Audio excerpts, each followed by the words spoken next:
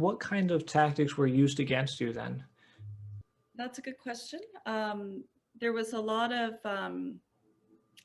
false allegations made. So, an example, and allegations are really hard and costly to defend yourself against. So there was kind of a race to see, if I could go broke, basically, because my legal fees were so high.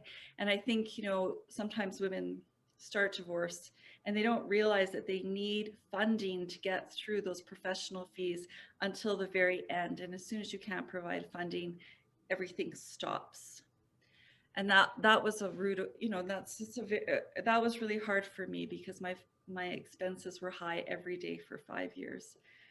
um, so some of those tactics were keeping the pressure on so that my legal bills were really high. So a warfare tactic that happened often was keeping the pressure high on all fronts.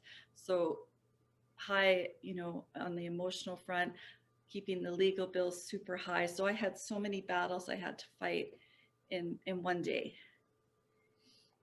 Sounds like it was trying to always keep you destabilized constantly. Absolutely. Yeah, there was a lot and it was deeply destabilizing.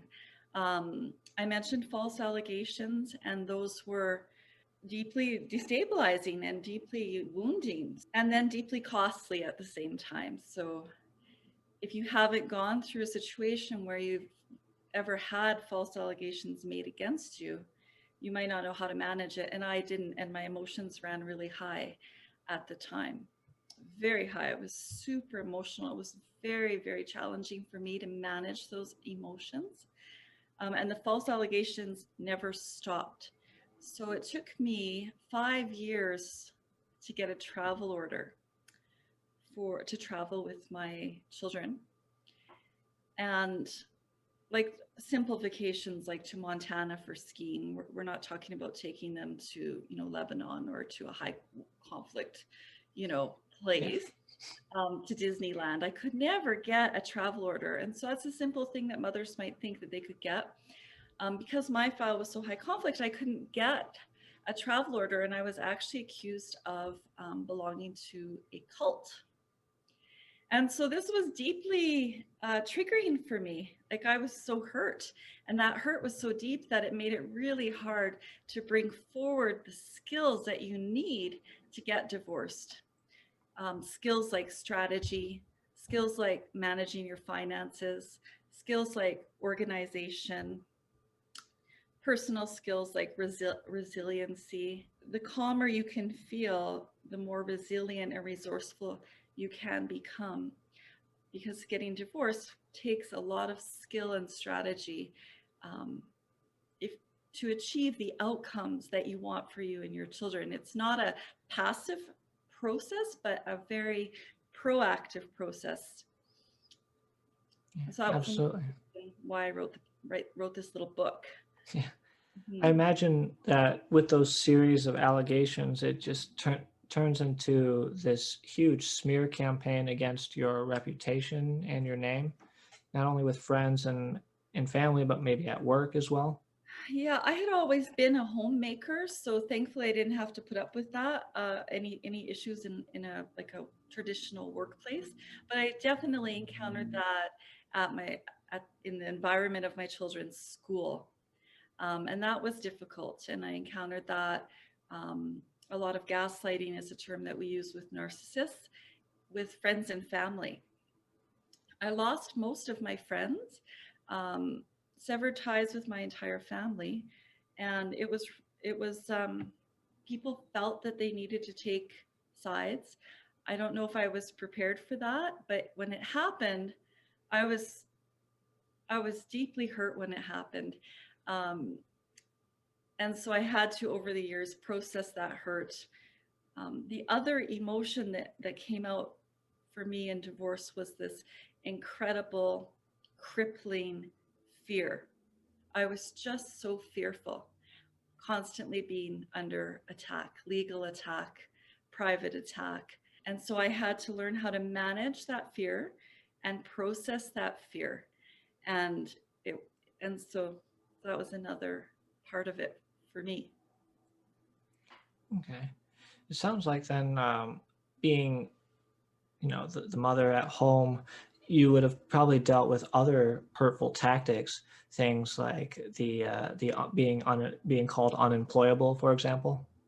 Yeah, well, I think this is a common strategy or tactic that high conflict personalities or narcissists will make, where they will sort of project out, um, try to make it look like you're irresponsible or unstable or you don't want to work, lazy. So again, this is a lot of false allegations and gaslighting. Um, but again, if you're not managing that gaslighting in a way that you can process it and release it, you can take it personally, um, and start to question your own sanity, like, am I lazy, or am I unstable?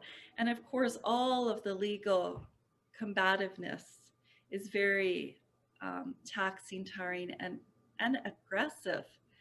So it in itself is kind of ironic because it does destabilize you, or you know um, it weakens you.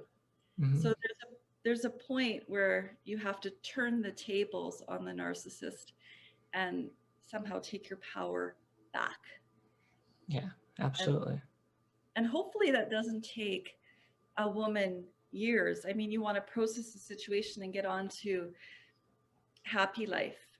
But for me, it's taken years to do that. And I don't think, from the case studies I've looked at and the women I've interviewed, that it's uncommon. Hmm. Mhm. Yeah, definitely.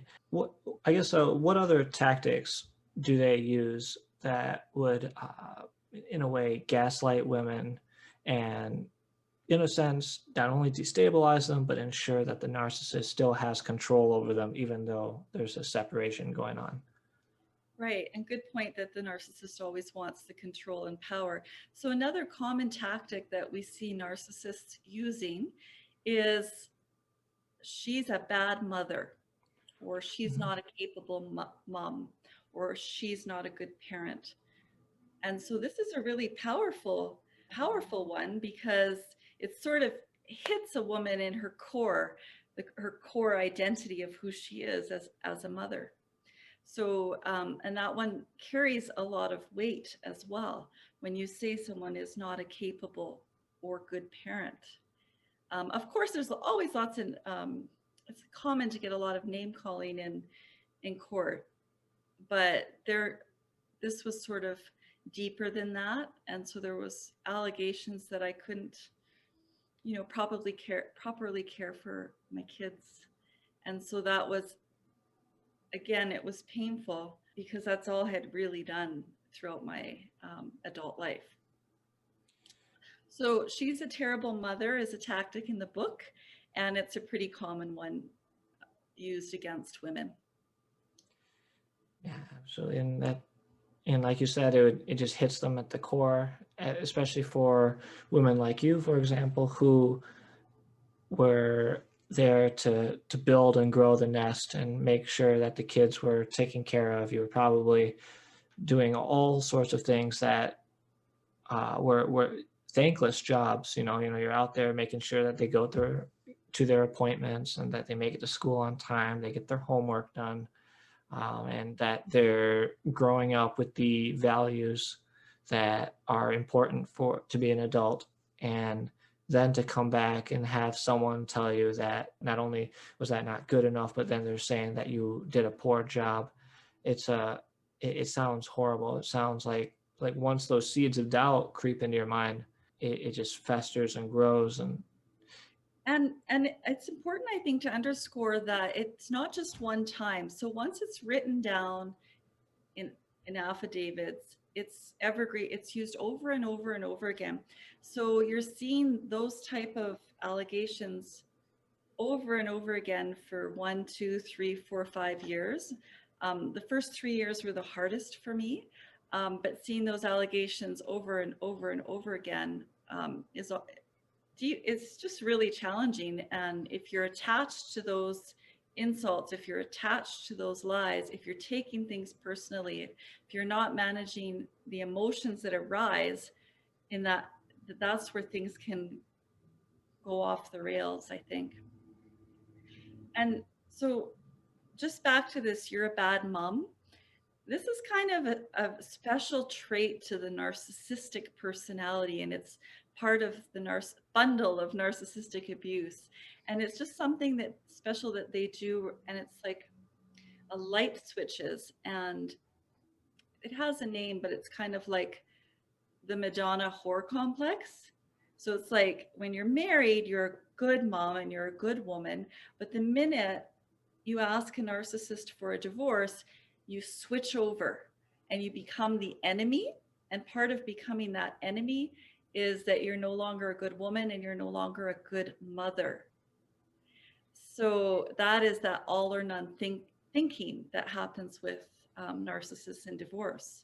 So for me, and it was very confusing because I'm like, what? So I, now I'm not a good person, a good mother. And so it can, I guess what I'm saying is it can leave the receiver of it in a lot of cognitive dissonance because she doesn't know, I didn't know what was going on.